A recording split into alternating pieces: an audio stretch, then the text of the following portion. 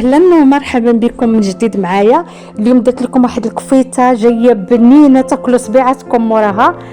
درتها بواحد لا قوه العطريه لا والو، لان اصلا ملي كنستعملوا الحيمه ديال العيد الطريه راه ما محتاجاش قوه العطريه، خصنا نستافدوا بديك البنه الزوينه. وغنمشي معكم دابا الطريقه باش العطريه اللي درت لها والطريقه ديالها والمراحل اللي انا دزت منهم كاملين. هذا الفيديو ممتع للغايه، كنتمنى انكم تشوفوه معايا حتى الاخر وما تبخلوش عليا باللايكات ديالكم. وبسم الله وعلى بركه الله غنبداو الفيديو. احتاجيت عندي الحيمه هادو اللي كيبقاو لينا تلحولي، هاد دائما انا كنخليهم الكفته وزدت عليهم الحيمه بقريه هكا طريفات ديال اللحمه البقري باش ديك البنه ديال اللحمه الغنمي ما كتجيش مجهده. دائما انا في العيد كندير في الكفته ديال العيد هكا واحد التخليطه ما بين الغنمي والبقري، وهكا ما كنضيعش داك الفخيط باش نبخرو ولا ندير به قطيبات، كنستغل في الكفته غير هاد الطريفات هادو. وعندي كذلك هنا واحد كنرافقها دائما انا الكفته ما كتعجبنيش بزاف ديال العطريه. عندي واحد البصيل، جوج بصيلات صغار ولا كانت بصله كبيره راه كافيه.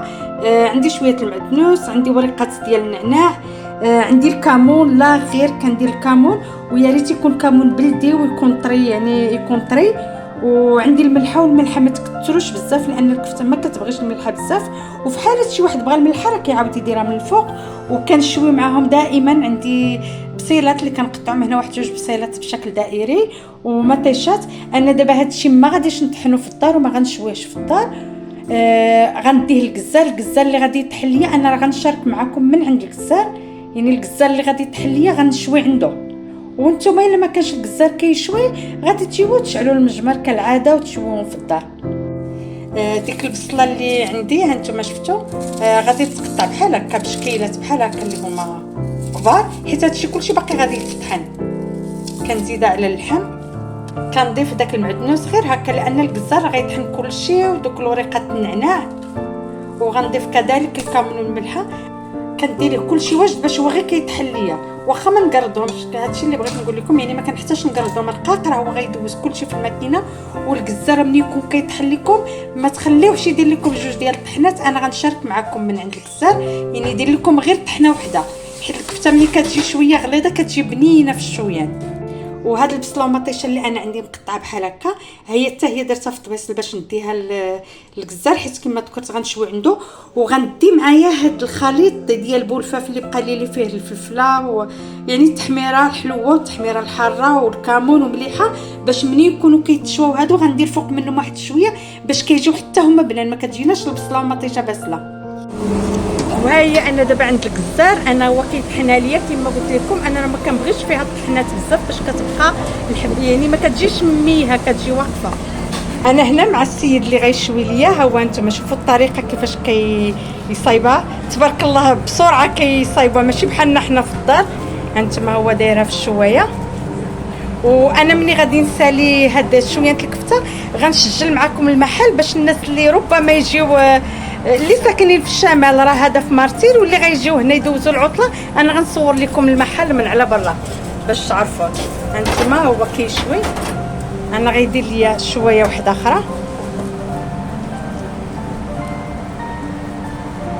تبارك الله ملي كيكونوا حريفيه راه بالزربه، كنت انا كنكور راني باقا ما صايبت حتى شويه فيها. المهم هانتوما شفتوا العافيه ما خصهاش تكون ديك العافيه اللي شعله بزاف باش الكفته كتشوى على خاطرها. باش ما كتهضرش. هانتوما هو المعلم هو براسو كيقول لها سمعوا له الصوت ديالو. هانتوما يعني خصها تكون باش ما تطيبش بزاف. باش ما تطيبش بزاف وتجي ناشفه. الكفته هي تبقى شويه ناقصه في الطيب. سمعتوا قال لك الكفته هي زعما تبقى ناقصه شويه في الطيب باش كتبقى ديك البنه تلحم فيها. هو دابا كيصايب لي ديك البصله ومطيشه في الشوايه باش تشوى. هانتوما كيفاش كيصايب تبارك الله بسرعه.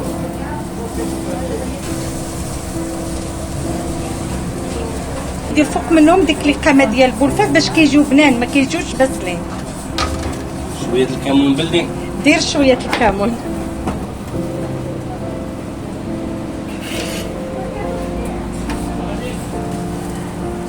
وبيد من هو كيشوي لي هذا الشيء. انا غنمشي نصور معكم شويه المحل من على برا باش اللي جا الشمال. كنعرف الناس ديال المغرب كامل تبارك الله كيحماقوا على الشمال. اللي جا هو المحل تبارك الله فيه كل شيء نقي. واللي جا من شي مدينه اخرى عندنا هذا الشيء كنكريوهم. وحتى الديور عندهم، يعني هاد الناس اللي عندهم هذا المحل حتى الديور ديال الكرا راه عندهم. انا غنصور لكم المحل من على برا. انتما انا غنمشي معكم دابا لتصوير المحل. تبارك الله كل شيء نقي وكل شيء زوين. وانتم اللي جا هنا للشمال، الناس ديال الشمال راكم تبارك الله كتطلعوا المارتين. اللي جا هالمحل انا غنشوف معكم العنوان، راه سميتو مجزرة ومشوات افران. انتما عند حميد الغرباوي. كيجي انتما حتى الطريق ديالها انتما في مارتين. شوف